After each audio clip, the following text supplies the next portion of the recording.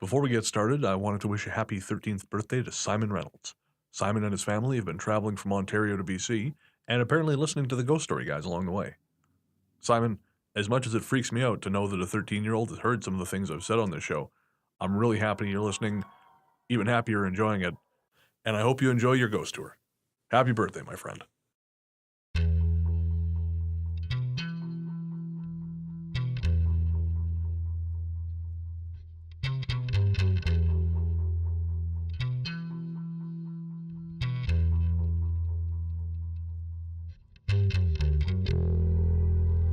Hold hands and close your eyes.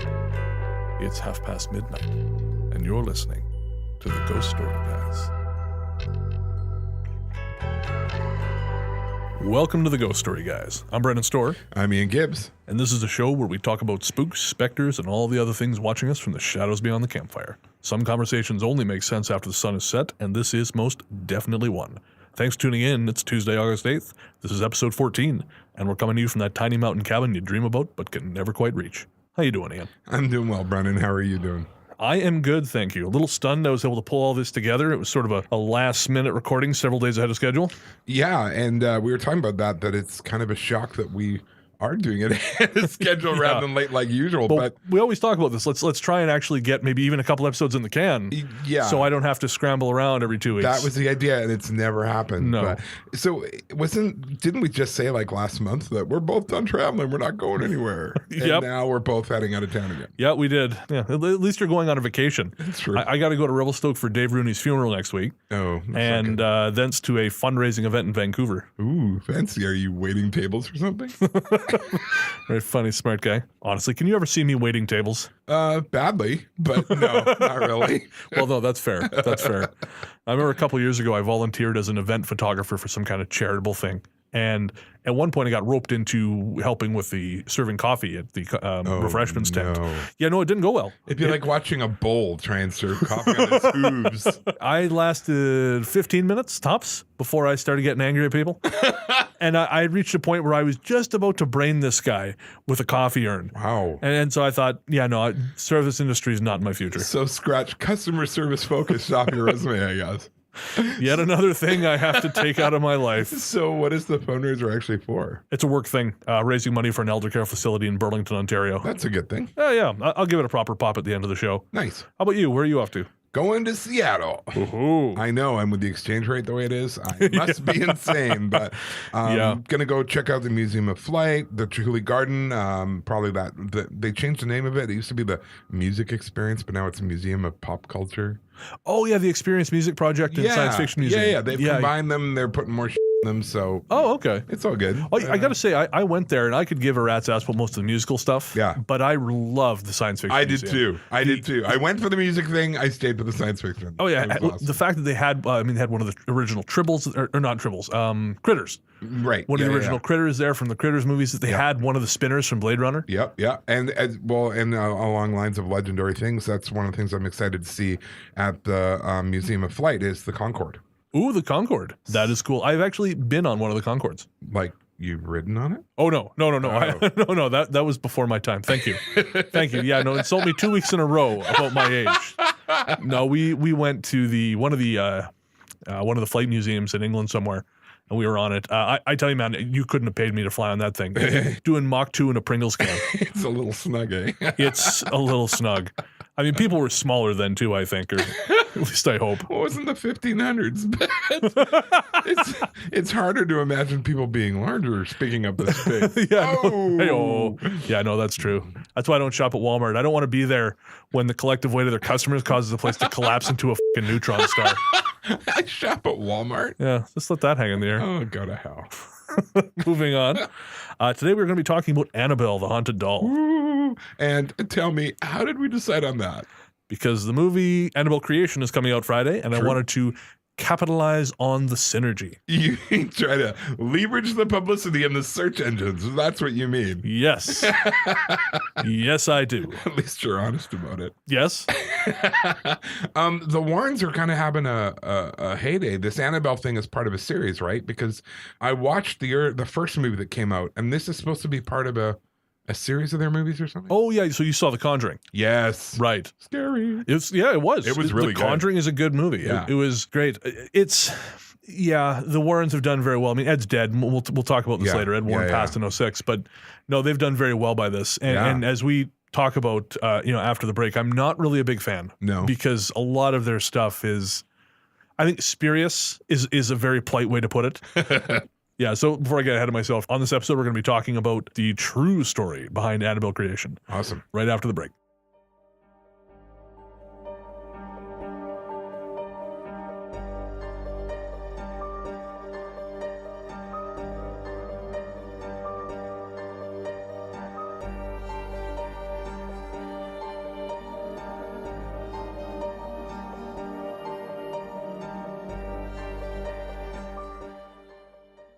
Welcome back. As we mentioned before the break, the film Annabelle Creation will be out on Friday, and so we decided to ride the coattails of that and do a deep dive into the real story behind Annabelle. Whoa, were those air quotes? Those were air quotes. Wow. Yeah.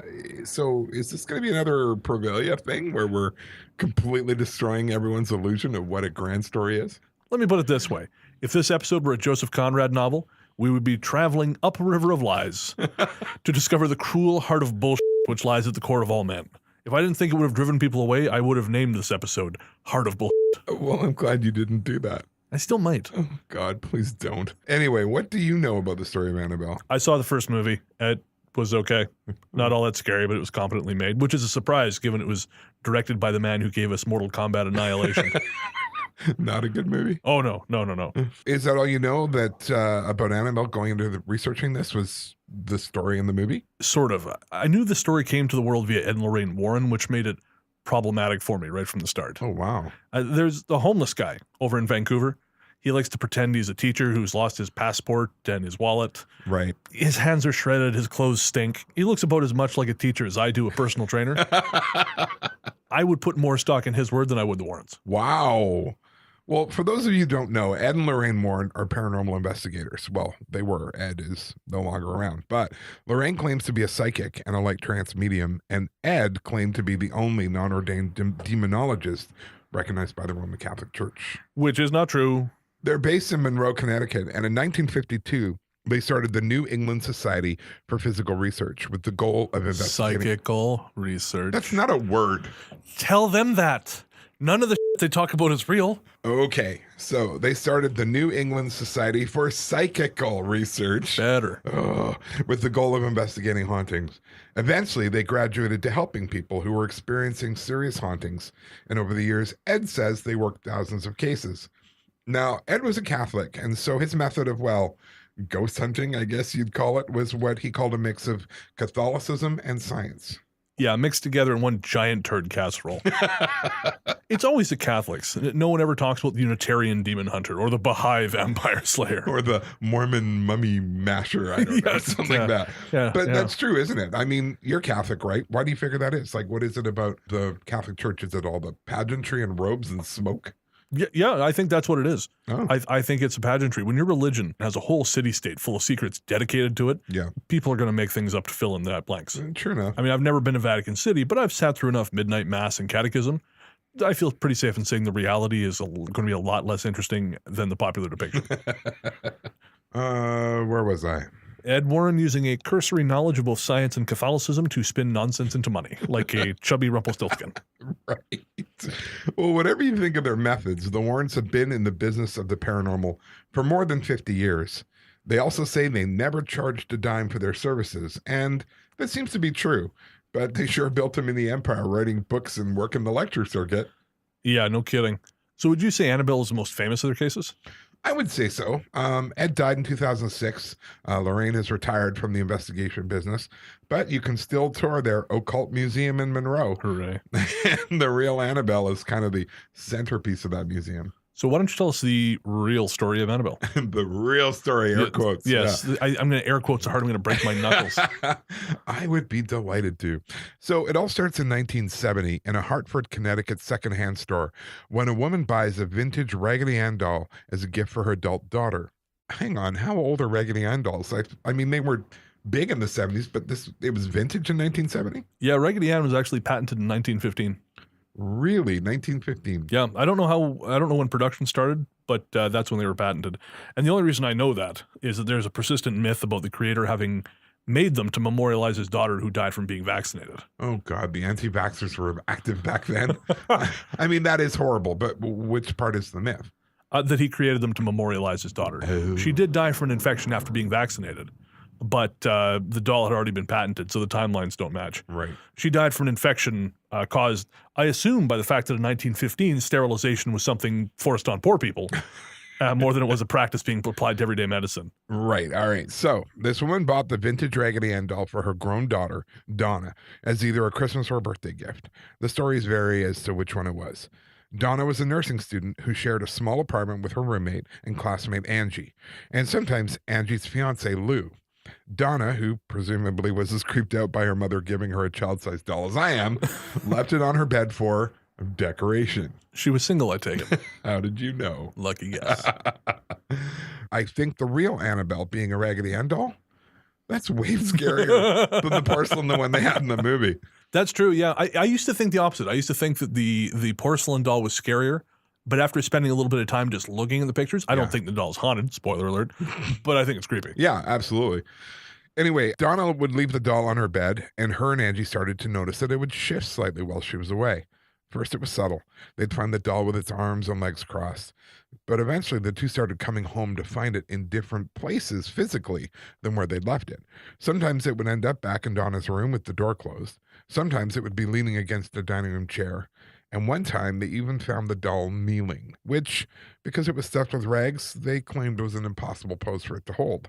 As if that wasn't bad enough, Donna started finding little notes scrawled on parchment paper. They'd say things like, "Help us," or "Help Lou." According to Donna, she didn't have any such parchment around the house, so she couldn't figure out where the notes were coming from. Thinking someone else had a key and was pranking them, she and Angie set out a bunch of traps that would show them if someone had come into the home while they were away. None of them were tripped, but the notes kept coming. The last straw was Donna coming home to find what looked like drops of blood on the back of the doll's head and on the front of her dress. And then she called in a psychic. So how long did this go on for till she called in a psychic? Because straight up, the first time I come home to find my dancing James Brown doll anywhere other than the closet where I keep it, I'm leaving all my stuff behind and starting a new life in the sea. You have a dancing James Brown doll. You know what? No, I don't want to know. I really don't want to know. It took her roughly about 4 to 6 weeks. And what did the psychic tell her? The psychic said the doll was a focal point for the energy of a 7-year-old girl named Annabelle Higgins. According to the psychic, Annabelle used to live on the same plot of land as their apartment building, but long before, like back when it was a farm. The spirit claimed to have been killed in an automobile accident and said she enjoyed the company of the girls and asked if she could stay with them, inhabiting the doll. The ladies felt sorry for the girl and gave their permission for her to stay, naming the doll Annabelle. Now, you all can't see this, but I was just shaking my head. Yeah. Because if a spirit or anything that you cannot see says, "Can I stay?" the answer is no. The answer is no, unequivocally. Yeah. That is like a public health tip from our program to you. That's right. If a spirit of any kind says, "Hey, is it cool if I hang out?" The answer is no. No. All right. All right. So, and this bit is actually in the movie too, and it didn't go well for them. No, it does not. Days later, Lou claimed to have been sleeping alone in the apartment when he woke up paralyzed. He then claims he felt Annabelle glide up his body until she got to his neck, and then she choked him out. He f***ed that doll, didn't he? What? You heard me. She glided up my body till she choked me out. That sounds like the ghost BJ scene from Ghostbusters, but for a masochist. That is so gross. Seriously, though. You f***ed that doll. But anyways, no, I've been trying to hold off commenting on the story till you're done, but I do want to interject something here. Oh, surprise. Go ahead. So from what I've read, Lou describes that encounter ending 2 different ways. There's the one you told where the doll chokes him out, and another way in which he says he shook free from his paralysis, threw Annabelle off him into a heap. And now, we both know our memories of paranormal events can sometimes be compromised just by the very strange nature of them. But I gotta say, if I'm ever attacked by a doll, you bet your ass I'm going to remember how that thing ends. And I'll remember because I will never stop talking about it. Would Sarah like something from the wine cellar? A haunted doll once joked me. Do you take this woman to be your lawfully wedded wife? Raggedy Ann tried to kill me once. I peed. You remember these things, is what I'm saying. That is very true. And I think you would probably build yourself a career based on that experience. I would build myself a castle on the moon, is what I would build. However it went, Annabelle was not done with Lou. Another time, he and Angie were in the living room looking at maps. They were planning out a trip that he was going to take when they heard a rustling noise in Donna's room. Lou approached the closed door and waited for the noises to stop before opening it and going inside. He saw Annabelle lying in the far corner of the room, and when he steps inside to pick her up, he felt someone behind him. Lou spun around, couldn't see anyone, but felt a pain in his chest, and he started bleeding. When he looked under his clothes, he found 7 claw-like scratches on his chest, 4 horizontal and 3 vertical, that felt like he'd been burned. It wasn't long after this that Donna contacted an Episcopalian priest named Father Hagen, who contacted his superior, who in turn contacted the Warrants. And does Donna know nothing? You always call the Catholics in this situation. I know. What the hell's an Episcopalian going to do? Episcopal at you? I don't even know what the hell those are. They're Anglicans. It's the American word for Anglican. Really? Yeah, I know, because I used to work for the Anglican Church. Oh, okay. Yeah. But I mean, the best they're going to be able to do is shake your hand and thank you for showing up. Like, yeah, that's it. There's not going to be a lot. Like, although, growing up in Calgary in the Anglican Church, my friend's father was an Anglican priest, and he was the unofficial official exorcist for the Diocese of Calgary. Really? Yeah, and he actually helped me a lot because he told me stories, keeping in mind growing up and been told I was either crazy or lying or making it up or whatever. Right. I said to him a couple of churches I'd been in where I had felt certain things, and he actually said, yeah, you're right. And this is the story behind that. Interesting. So I would have to say the Episcopalian Anglican priest was the first person to ever honestly level with me and talk to me on a reasonable intellectual level fair about enough. this stuff. So they weren't totally out of line. They weren't totally out of line. All right, keep going. So according to the story, the Warrens realized right away that the haunting was not a little girl, but was actually demonic in nature. Ed Warren actually said, quote, God does not allow a child's spirit to go into a doll. This was a devil, a demon inside the doll, which was impersonating the spirit of a child, end quote. The Warrens convinced Father Cook to perform an exorcism on the apartment and to bless the people living there. Donna asked the Warrens to take Annabelle with them, which I'm sure upset her mother, which they did. Too bad. And it now sits in a glass case in their haunted museum, which they describe as the most haunted room in the world. Asterisk. I just felt like I had to. Yeah, no, that's fair. Before he died in 2006, Ed claimed that Annabelle took the life of a young man who visited the museum and taunted the doll. He said the man was killed in a motorcycle accident after leaving the Warren home. That is the real story of Annabelle, as told by the Warrens. All right, so the short version of what I have to say is I don't believe the story as a whole. There are bits I find interesting, but overall this strikes me as bad, jumped-up fiction told by idiots. In what way? So my major problem with the story is that the only ones telling it are the Warrens. I don't know that the real Donna or Angie or Lou ever came forward. I remember how last week, too, I said people should be wary of multiple stories using the same language. Yeah. That goes double for when all the stories come from a single person or group who fail to produce even a shred of circumstantial evidence.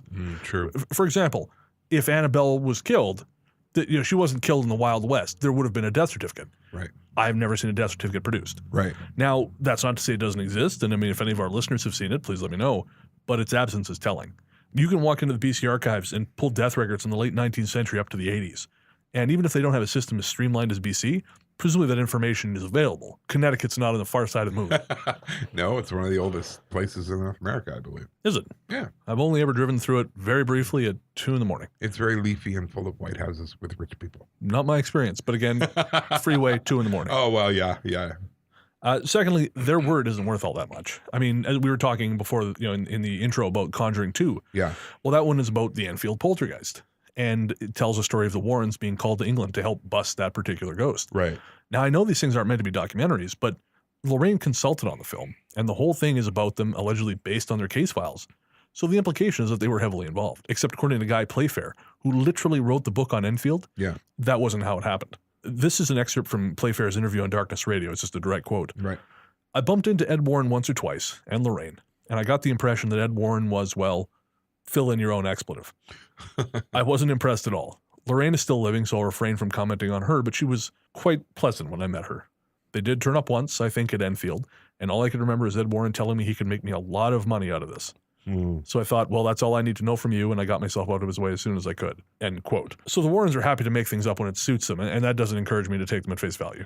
So you think any of this story happened? I think it's possible. I think it's entirely possible there was a Donna, Angie, and Lou, and that the two women kept finding the doll moved around rather. But I think it was Lou doing it. Huh. Now, what makes you say that? Because if we believe the story, then the girls were the ones who would find the doll moved. Very little is said about what Lou was doing at this point. Well, it seems like a pretty messed up thing to do, though. I mean, why would someone move a doll around like that? Well, it depends on how far you let it go, right? Okay, so full disclosure. When I was a teenager, my sister had a Teletubby doll that really creeped out one of my friends. Right. So every now and again, we would move it just to f with him. I remember one time he had gone to the bathroom, and so we snuck up to the door and left Tinky Winky or whatever in the middle of the floor outside the can. He opened the door and jumped about a mile. That's kind of awesome. Yeah. So you've just always enjoyed being a terrible person. Always. But really, though, you can't write off the possibility of a prank because it's something you wouldn't personally do. Sure. I mean, some people will go a long way to screw with someone else. So it's not a stretch to imagine Lou being in on this. And really, the fact that the note specified him is, to me, also telling. Help Lou? Come on. Oh, I get it now. Oh, God, what? Lou was angling for a three-way. Oh, it just got out of hand. Oh, please. I don't think that's right. It's 100% right. You scared of the nasty doll fiance's roommate? You can bunk with us. Oh, yeah. Oh. Too warm in here for pajamas. Oh, my God. Please stop. I mean, it's not a lock, but I wouldn't rule it out. Anyways, you said there were a couple things about the story that you took a little more seriously, or at least that caught your interest. There were. The first was the spirit of the little girl telling the medium that she found Donna and Angie's presence comforting. This isn't going to be disgusting, is it? No. For a change. Keeping you guessing. All right, so this is 10 years ago now. Right. A friend of mine was in a pretty bad car accident. So I lived with his brother for a little while my friend was getting better. And his brother was what you might call an enthusiast of certain types of chemicals. I see. And I mean, that kind of thing's never done much for me. But one night he had a friend over and they had some Salvia. So I thought, well, when in Rome. And you smoked Salvia with them? I did. Ooh. So for those of you who aren't familiar with it, Salvia is a psychoactive herb which can bring on visions once you exhale. Oh. And I mean capital V visions, a full-on sensory hallucination. Yikes. I know a guy who claimed he would exhale and suddenly find himself sitting in a river up to his back. Wow. He claimed he could feel a current gently pushing him. He could see the trees on either side of the riverbank. He could hear sounds coming from the forest. I mean, my experience wasn't anywhere near that cool, but what was notable about it was the length. A typical Salvia high is supposed to last about 5 minutes. Mine would not go away. So you just kept on hallucinating? I never actually hallucinated, but the feeling of being altered just kind of hung on for more than an hour. Wow. Then at one point, the guy suggested we go down to the garage to smoke a joint. And again, when in Rome. Oh, good Lord. So I had a few puffs. So you were combining drugs. Brilliant plan. It wasn't my finest moment. I was a young man. Uh-huh. They're both harmless substances too, but I use them badly. And that's something I'd like to be clear about. Salvia is meant to be used with a proper setting and for a purpose, like ayahuasca. Right. I mean, it's not as powerful as ayahuasca, but they should both be treated with respect. They're Right. teaching tools, not recreational drugs. Right. So I was stoned, sitting in the garage on the old sofa some old tenant had left, when I suddenly imagined myself speaking to a young girl. According to the guys, I would speak, then appear to be listening to something neither of them could hear. Wow. And I told them I was speaking to a young girl who really enjoyed having them living in the house because they were so relaxed. She enjoyed the quiet. Holy crap. Then what happened? That was it. Nothing. Oh. But once I was back home, the guys did call me to say they had found a letter buried way down inside the old couch that validated some of what I said. They claimed the letter seemed to be written by a young girl to a friend, and that part of it was about how much her parents were fighting and how she hated all the screaming. I mean, I'm not completely sure they weren't messing with me, but it sure seemed to validate what I was saying. That is really interesting. I mean, maybe you were having some sort of spiritual experience because of this drug. It could be. And so that's, again, kind of connects me to the Warren thing. And it could be unrelated. It could be we both tapped into some kind of common hallucination. It could be we both tapped into the psyche of young girls in times of stress. Or it could be that we both bumped up against something that pretends to be a child in order to get you to let your guard down. Right. And I mean, it left an impression, though. I tell you, after that night, I didn't touch another joint for 7 years until I started working at the dispensary. Wow. Well, yeah, I mean, there's a difference between a demon inhabiting a doll and a spirit of young girl appearing, right? Like, I'm thinking, like, who knows? It might have been actually, I don't know, I'm kind of caught on that you were sitting on this couch and that couch had a link to the previous tenants and stuff. Yeah, and who knows? Like I said, is it are we really picking up on spirits, or is it psychic residue? Is it right? I mean, who knows? Right? Yeah. It's so hard to it's so hard to really come away with any answer. Well, in that case, I don't think it was demonic, but Ed Warren, in this case, very much thought it was something demonic masquerading as a girl. Yeah, but Ed Warren thought everything was a freaking demon. Demon behind every tree. Yeah, exactly. Yeah. It just validated his worldview. Or rather, I should say, he said everything was demonic. Right. Whether he actually believed any of it is open for debate. I've said this before, but it bears repeating. I don't believe in the Christian mythology at all. Period. End of discussion. Which is not to say I don't believe in a higher power or even the possibility of a historical Jesus. But so much of Scripture is pagan ritual repackaged that it's ridiculous to suggest the whole thing is some kind of valid, unified whole. And that's before you factor in things like the Council of Trent. Right. So I don't believe in demons or demonology. I do believe in evil spirits, though. And I believe that these things manifest using the visual vocabulary we have. So if you believe in demons, yeah, you're going to see demons. But, I mean, doesn't that mean then it is demons? If something looks like something and acts like something, that old saying about the duck? Yeah, no, I get what you're saying, but I don't think so. I know a guy who had a spirit comfort him as a young man when his parents would fight. And he called the thing R2-D2 because that's how he saw it. Right. Obviously, this is no doubt going to break your heart. R2-D2 is not real. It does break my heart.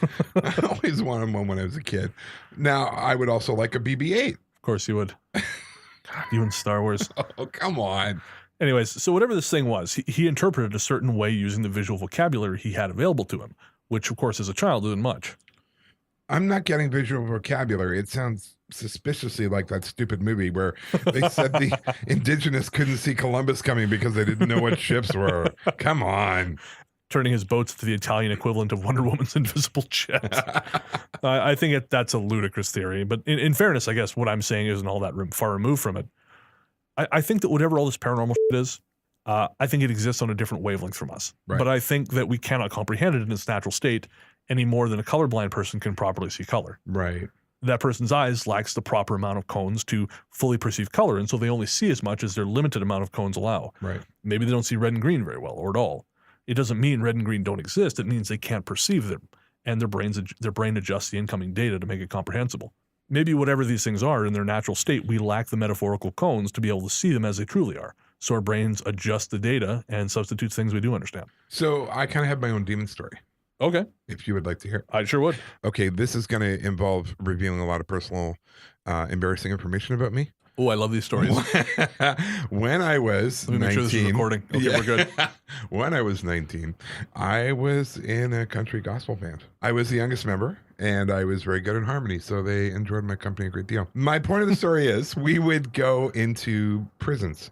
We would do small town rodeos. We would do all these sorts of things, but we would do, as part of our kind of Christian ethos, we would go into the prisons and we would do free concerts. So I was pretty used to that. I had actually written a couple of songs for the group. One of them I'd written 2 weeks earlier. We'd all worked very hard to learn it. And when we did concerts, there were 5 of us in the band. We never used sheet music. It was always very professional. So we never took any sheet music in with us. We got in there and the prisoners came in, and one guy was sitting right in the front row in front of us, and he had a big smile on his face. And when we started the concert, he was singing along to every song.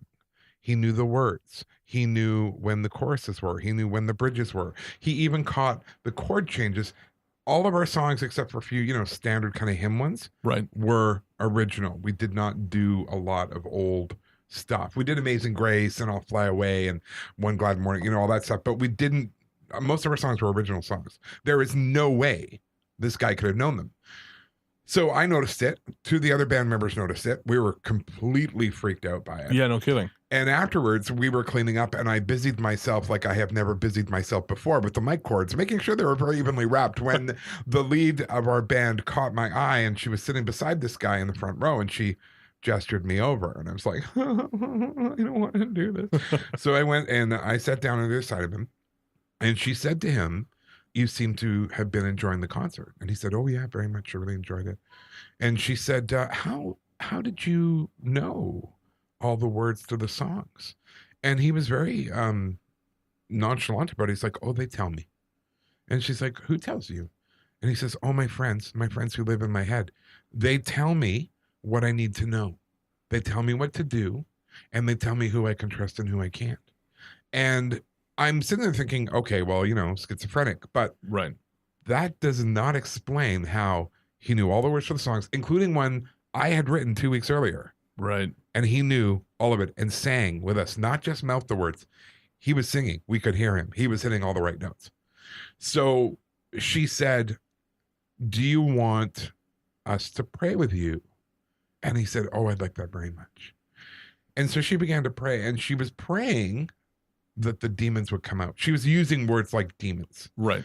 And he changed. It was like being in a movie. And I'm sitting on the side going, I'm going to die. Like a true, brave man that I am. And you didn't run though. That's the no, I important didn't run. And she was praying for him. And as she was praying for him, he would say things like, yes, Jesus. And then he would say, F you, Christ, bitch. And things like this in a different kind of voice. Like, Right. It was really like being in a movie. If I hadn't seen him sing all those songs, I would absolutely 100% think, oh, he's faking it. Right. Like, this is too classic to be real. She kept going. She, of course, can hear him say these horrific things to her. And eventually she stopped and she looked at him and she said, do you want these things to come out of you? And he looked at her quite shocked and he said, no, of course not. They help me every day. Oh. And she looks at me and I'm like shrugging, like, I don't even know how to walk away from this.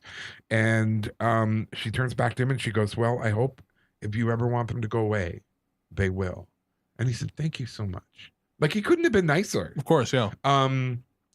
But because I witnessed that with my own eyes and I saw this guy sing every freaking song, word for word, note for note, perfectly, I couldn't explain that one. Because I have seen people where, they have a demon in them, and you're like, no, that's pretty clearly mental. Yeah, like, and that's, out of all my years of being in that world, and I'm using air quotes here, but being in that world, he was the only one I ever thought, I don't get that. That is not something I can explain. There is no way to explain that one away. And I was around that for a lot of years. Like, growing up, that was part of my world. So that experience, that made me a believer. And it reminds me of something you and I have talked about a little bit, in that, obviously I don't at all believe the story of Annabelle. I mean, we'll break it down more. There is one other thing that kind of worked for me that bears some relation to things I've read about. But overall, I think if it becomes this well known, it's bull. It's just not real. Right. Because where I find truth is in places like that, in these little pockets of the world that aren't sensational. They're not sensational. No. And it wasn't. I mean, literally, me and the two other singers were the ones who noticed. And then me and the band leader had that conversation with them afterwards. And we shared it with the rest of the band. And they're all like, yeah, it doesn't surprise me. Yeah. But you're right. It's not sensational. No, that's it. Like, I really don't know what that was. And it's kind of one of those messy stories that doesn't fit in a box. That's it. And that's the frustrating thing about it. It doesn't fit anywhere. And these things, they don't have to have an ending. And most of the time they don't. No. How many times have I told you about X little weird thing happened to me? Right. And it's never anything that I would write a book about. No. But it's certainly things that do discomfort me for days. Well, and when you add them together, that's it. Paints a bigger picture, right? So no, I think that's a fascinating way to look at it. Yeah. So no, I think that's a really fascinating story. And I think you might have actually told that once before, but that's okay because it's a good story. On the show? Yeah. Oh, I'm sorry. No. It's a great story. I'm like your weird uncle who's just sitting there drinking too much scotch and repeating himself now. Great. Well, you were saying that that happened at work once. You were telling a story. You were about to tell a story. Yes, I was about to tell a story, and the person turned to me and went, yeah, I heard this on the podcast. And I was like, oh my God, that was upsetting. Yeah. Because I like telling stories. But and you're great at it. Apparently now I can't. You just got to have more experiences. Okay. Yeah, I'll go hang out at the dock or something. Go hang. Well. Anyways. So we got pretty heavy there. Why don't we take a break and get back to this afterwards? That sounds great. We'll be right back.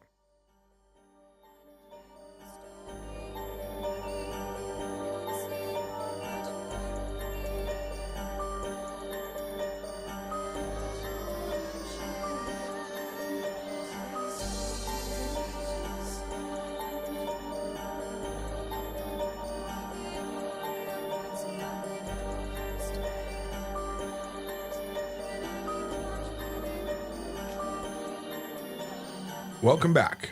Before the break, we were talking about the true story behind Annabelle. Brendan had expressed doubts as to its legitimacy, and we were discussing a few parts of the story he did think had merit. Yeah, so the first, of course, was a spectral little girl allegedly talking to the psychic. As I mentioned before we had our little digression there, I run into something like that once myself while I was very high. And the other thing that seemed interesting was the scratches on Lou when he went to investigate the rustling sound. Well, what's the significance of that? Has like something like that happened to you? No, but it reminded me of something I read. It was an article by Greg Newkirk from Week in Weird. He published it in 2015. So the article is entitled "When Ghosts Attack: How Getting Scratched by an Invisible Monster Changed My Opinions on the Paranormal." Doesn't sound over sensationalized at all. No, I know. But I mean, and Newkirk's I think he's a pretty decent writer, but he was part of a large ghost investigation at the Ohio State Reformatory outside of Mansfield. There was like 200 people wandering around the building and the grounds looking for evidence of haunting. Newkirk himself was in a windowless room with a few other people when he felt someone rush past behind him, pushing him out of the way. So he thought he'd been in someone's way, so he turned around to apologize. Then he realized he'd been standing with his back to the wall the whole time. Creepy. Yeah. So the next bit, I'm just going to quote him directly. Okay. As my brain tried to comprehend whatever glitch it had just experienced, I began to feel an intense burning sensation in the middle of my back. The kind of burning you feel when your older brother winds up and slaps your bare skin as hard as he can. When I mentioned it to the group, Michael Humphrey, the former inmate we were exploring the prison with, turned to me and said, "I bet you got scratched. Lift up your shirt." I couldn't see the marks myself, but the gasps of the 3 others in the room was the only confirmation I needed. And I've seen pictures. They took pictures immediately after. And he does have, interestingly, they're not scratches. They're welts. Oh, wow. There's because the way he sort of differentiates it is that a scratch, you kind of have that trail of broken tissue there. Yeah. These are just red welts. Like raised up. Exactly. Right. So there's honest, level-headed precedent for the scratching incident Lou described. I don't know I believe it happened to Lou, but it's at least possible. I'm with you. I mean, I don't have the total mistrust of the Warrants that you do, but I kind of think they sold out their credibility when they became celebrities. Yeah. And the story of Annabelle, it kind of seems unlikely to me. I mean, you and I have both experienced things that don't fit in the way most people understand the world. And we've had combined 100 people or more tell us their stories, and nothing has ever been as crazy as this. No. Everything we've heard has a kind of commonality. Hauntings behave a certain way. Poltergeists behave a certain way. So say cursed items behave a certain way. And nowhere in any of these behaviors is there room for a doll suddenly coming to life and assaulting someone. Do you remember that story you told me about the haunted brick? Oh, right. Yeah. That was scary. But, well, not scary, but it was interesting. And it was subtle. And it's not like the family woke up in the night to find the brick looming over them with a knife in its teeth and a dead look in its eyes. No. Now, as you've discussed, it's hard to remember which stories we've told on air and which we haven't. Yeah, exactly. So I'm just going to tell this story, and if I'm repeating it, you all can throw sticks at me later. All right, so Sydney Island is a small island east of the town of Sydney, which is itself a small town north of Victoria on Vancouver Island. The island is half protected parkland and half for sale to any rich dick looking to hide some foreign money. It's for sale right now? Yeah, 300 acres of it, almost 300 acres is available for private sale, yeah. Whoa, I had no idea. I knew that the Sydney Brick and Tile Works were there until around 1915, but not the parts of the island were for sale. I will have to look into this seriously. yeah, of course. I'll have my money people look at it. That's what I call the Keebler elves. I sit on top of my jar of change. Exactly. Have you ever been up to the island? No, I have not. Don't bother. Okay. I mean, it's pretty sure, but who gives a rat's ass? Everywhere we live, it's everywhere on the island is pretty. Right. And it's bad enough we have to take one ferry. Yeah. When you then have to take a passenger ferry that can only take so many people, yes. and there's a lineup every hour to get back. Yes. It just sucks. Yeah, I hear you. I have no way to dress it up. It just sucks. And even though the brick and tile works have been closed for 100 years, you can periodically find bits of brick scattered around the island. Cool. Yeah, and a family I know found one of those pieces while on a day trip to the island. And actually, they found a whole brick, which I think is pretty rare by now. Yeah. So they brought it home and decided it would make a great conversation piece on their mantle. Within days of bringing it in, their youngest son started to act strangely. His mother asked him what was wrong, and he said there was a shadowy man walking around her bedroom. Yikes. She told a friend, who removed the brick, and shortly thereafter, the shadow man stopped appearing. Did he start appearing in the friend's house then? No, actually what the friend did was take the brick out of the house, and unbeknownst to the woman who had it in the first place, they left it under a plant at the back of the yard. So it's still on the property, but the shadow man stopped showing up in the house. Exactly. Huh. So maybe there's something to the idea that these things have to be invited in, and bringing the brick in was an invitation. Or maybe the son was creeped out by the brick and made up a story. I guess we'll never know, but if you take it at face value, that's a legitimate example of a haunted object. Making a walking doll that much more unlikely. Oh, yeah. Now, on that terribly disappointing note, we're going to wrap it. Oh, wait, no. I have a much better story to go out on. Do tell. All right. So researching this episode, I read a lot about the Warrants and watched a few videos about them. Right. One was a guided tour of their haunted museum, which they claim is full of terribly cursed items collected on their adventures. Like a lame version of the warehouse in Raiders of the Lost Ark. Yeah, exactly like that. In one shot, when the camera's panning over a shelf of evil books, there is, I kid you not, a copy of the Simon Necronomicon. No. Yes. If you're not familiar with it, the Necronomicon was a fictional black magic book H.P. Lovecraft used to write about in his stories. But then in the 70s, a writer calling himself Simon wrote a real one, full on air quotes here, which claimed to be the book Lovecraft always talked about. Oh my God. But it was mostly just a combination of bad Lovecraftian fanfic with some allegedly ancient Sumerian spells in it, none of which, of course, was in any way true. And it was all nonsense. I remember getting a copy out of the public library when I was a kid. So there, on the shelf in their goofy-ass museum, was the same paperback edition that I got in the Revelstoke Library. With, I kid you not, a post-it note on the front that helpfully reads, Book of Shadows. That's a bit like a linguistics museum having a book of Klingon. That's more valid. A book of Klingon is more valid because there are actually people who go around speaking Klingon. Oh, I know. Yeah. Oh, I met some of them. Oh, God. Well, I'm glad they told us that it's a Book of Shadows. And then there was actually a Dungeons & Dragons rulebook there, too. Oh, you know what? Dungeons & Dragons, that was serious when I was a kid. Really? Yes, that was the devil's game, and you had to stay away from it. But realistically, I think the only threat it really represents is someone's ability to get laid. Because that's not going to happen. No, nope. On that, we are agreed. All right, now we can wrap it up. Okay, now we can wrap it up. All right. I'm going to link Greg Newkirk's article on getting scratched in the show notes so you can read more about that. Greg is a great writer, and his work is worth following. Also, I'm going to link the transcript of an episode of Monster Talk where the Warrens are not well spoken of. It's not a baseless takedown, though. They do excerpt interviews with them, and Ed, at least. That's hard to say. Yeah. Ed doesn't come off looking all that great. Anything you want to plug today? No, I'm just doing ghostly walks. I'm down to 1 day a week. I'm on Thursday nights, but nice. Check out. You must be going crazy with all the spare time. Yeah, right. You're not exhausted on every day. Well, yeah, no, I still am. But and I've got lots of stuff coming up September, October, so I'll talk more about that then. Oh, okay. But otherwise, if you want to come and go on a ghost walk with me, just email us at ghoststoryguys@gmail.com. Hand-holding is extra. Handhold is not an option. And I'll give you my schedule. Officially. And also my book, Victoria's Most Haunted, was on a list of top summer reads on the 49th Shelf blog, which was pretty cool. That is pretty cool. Congratulations. Thank you. Of course, if you want to pick up your own copy, it's available everywhere books are sold. Amazon, Chapters, Barnes & Noble. And I have to make a plug for Boland's Books in Victoria because they're the ones who put me on their summer reading list. So thank you, Boland. There you go. Thank you, Boland's. Who wouldn't carry my book? Bastards. Well, I guess they no quality. How about you? You had a couple things you want to talk about without giving me a death look? I'm kind of attached to the death look right now. You do it very well. Thank you. Yeah, you look very Italian. Hey. All right. So yeah, on August 29th at 9:30 Eastern, I'll be appearing for an hour on Haunted Voices Radio.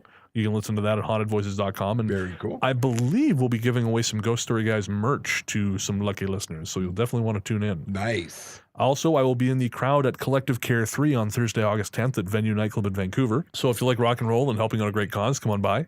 Tickets are $30 and available from internetdispensary.com and maybe at the door. Look for Collective Care 3 on Facebook for details. They'll have it all there. Smoking weed is not a compulsory part of the event. It's being sponsored by those kind of companies, but you don't have to. We just want folks to come by and have a good time. There'll be some gourmet pizza there and some great tunes. And if you are a listener, make sure to come find me and let me know. I'd love to say hi. I'm not going to give them a hug. No. Ian and I discussed the free hug initiative. No, please. It's no. Well, first of all, neither of us are huggers. No. But the fact that you would have strangers coming up and hugging you with the way you are, it just seems like a really bad idea. What do you mean the way I are? I think it's just safer if we just remain handshaking people. Yeah, no, that's fair. Yeah, that's fair. Good call. And otherwise, you can find my book, Strange Little Place, in the usual spots: Amazon, Chapters, Barnes & Noble, not Boland Books. copies keep selling a little bit, so it's someone's buying them. Thank you very much. That's excellent.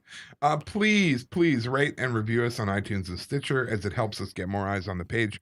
We're still seeing some awesome increase in numbers, so we're really happy about that. So thank you to whoever's been helping us get the word out. And we've also received a really wonderful email from Vinny, who is, I'm going to say, my new best friend. He had some very kind words for us. If you have any feedback for us, positive or negative, please send us a message at ghoststoryguys@gmail.com or on Facebook, where you really should share our posts, because that also helps get the word out when we're promoting stuff. This is true. Yeah.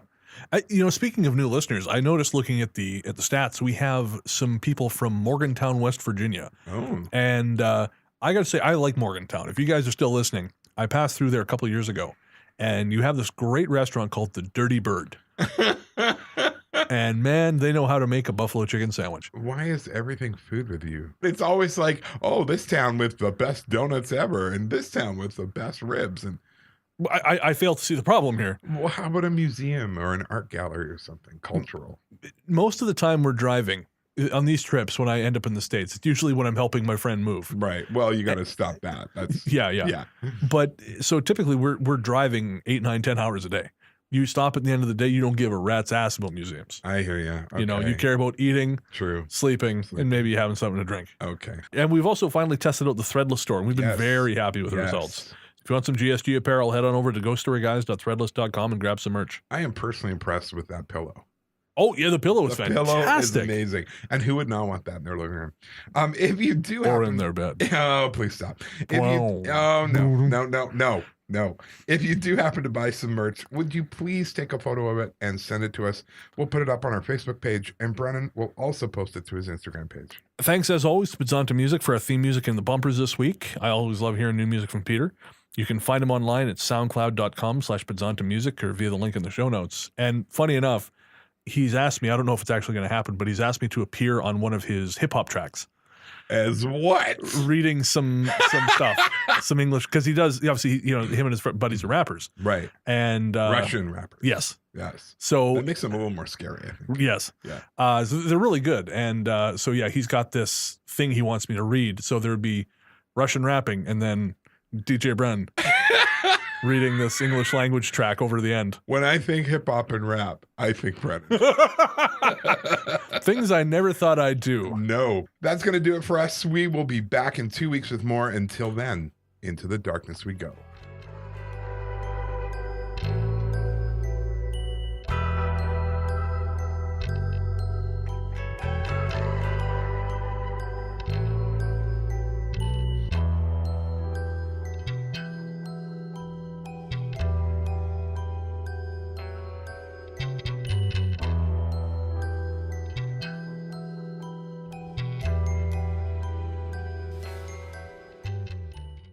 If you're not familiar with it, the this is going to be hard to say. How about I take that line? Okay. Unless you're a pale redhead. Stop it. With a bad attitude and not much hope. That's right. That's really your... In a motorbike. And ripped jeans. She was given a raggedy handy. Oh. A raggedy handy. Oh, do not put that in. Please. I tried starting an institute for physical research. I got a restraining order filed against me. Okay. Welcome. Sorry. You done? You done there, Wendy? It's the smoke. Yeah, the smoke is no fun.